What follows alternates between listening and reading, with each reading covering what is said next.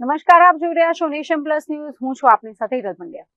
વડાપ્રધાન નરેન્દ્ર મોદી આગામી 11મી મેના રોજ પ્રથમ જ્યોતિર્લિંગ એવા શ્રી સોમનાથ મહાદેવ મંદિર ખાતે આવશે. આ અવસરને 75 વર્ષ પૂર્ણ થયા છે, ત્યારે વડાપ્રધાન મોદીના આગમનને અનુલક્ષીને વહીવટી તંત્ર દ્વારા પણ તડામાર તૈયારીઓ આદરી દેવામાં આવી છે. શ્રી સોમનાથ અમૃત પર્વ અંતર્ગત આયોજિત કાર્યક્રમની સમીક્ષા ગુજરાત સરકારના કૃષિ મંત્રી જીતુ વાઘાણી દ્વારા કરવામાં આવી રહી છે. આ પ્રસંગે રોડ શો, જાહેર સભા અને સૂર્યકિરણ ટીમ દ્વારા અદ્ભુત અવકાશી કરતબ બતાવવામાં આવશે. આ દિવ્ય પ્રસંગે પ્રધાનમંત્રી દ્વારા એક લેખ પણ લખવામાં આવ્યો છે, જેમાં તેમણે જણાવ્યું હતું કે શ્રી સોમનાથ મંદિર પર થયેલ પ્રથમ આક્રમણના 1000 વર્ષ બાદ પણ મંદિર શાશ્વત અને અવિનાશી છે અને હવે મંદિરના પુનઃનિર્માણ બાદ લોકાર્પણની 75મી વર્ષગાંઠે ઉપસ્થિત રહેવાનું સૌભાગ્ય સાંપડ્યું છે.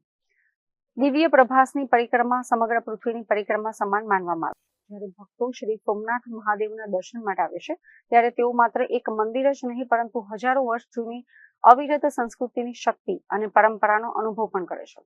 અનેક સામ્રાજ્યો આવ્યા અને ગયા, ઇતિહાસમાં અનેક પરિવર્તનો આવ્યા, છતાં સોમનાથ ભારતના હૃદયમાં અડગ રહ્યું છે, એમ પણ વડાપ્રધાન નરેન્દ્ર મોદીએ લખ્યું હતું. આ પાવન પ્રસંગે 11 મેના રોજ વડાપ્રધાન નરેન્દ્ર મોદી જામનગરથી હેલિકોપ્ટર મારફતે સોમનાથ હેલીપેડ પહોંચશે, જ્યાંથી હમીરજી સર્કલ સુધી ભવ્ય રોડ શો યોજાશે. ત્યારબાદ વડાપ્રધાન મોદી શ્રી સોમનાથ મહાદેવના દર્શન કરી મંદિર ખાતે આયોજિત અતિરુદ્ર યજ્ઞમાં હાજરી આપશે. તેમજ તેમના હસ્તે મંદિરના શિખર પર જળાભિષેક કરવામાં આવશે.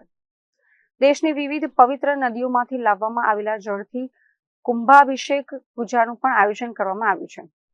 ત્યારબાદ તેઓ સદભાવના ગ્રાઉન્ડ ખાતે વિશાળ જાહેર જનસભાને સંબોધન કરશે. પીએમ મોદીના આગમનને ધ્યાનમાં રાખી જિલ્લા વહીવટી તંત્ર, પોલીસ વિભાગ અને સુરક્ષા એજન્સીઓ દ્વારા તડામાર તૈયારીઓ શરૂ કરી દેવામાં આવી છે. ટ્રાફિક વ્યવસ્થા, સુરક્ષા બંદોબસ્ત અને જાહેર સુવિધાઓ માટે ખાસ આયોજન કરવામાં આવ્યું છે. Mahesh Dodiya, nation plus news, Gir Somnath. સમાચારોનો સતત અપડેટ મેળવવા માટે અમારી નેશન પ્લસ ન્યૂઝની યુટ્યુબ ચેનલને સબસ્ક્રાઇબ કરો, બેલ આઇકન દબાવો અને જોડાયેલા રહો ફેસબુક, ઇન્સ્ટાગ્રામ અને ટ્વિટર પર.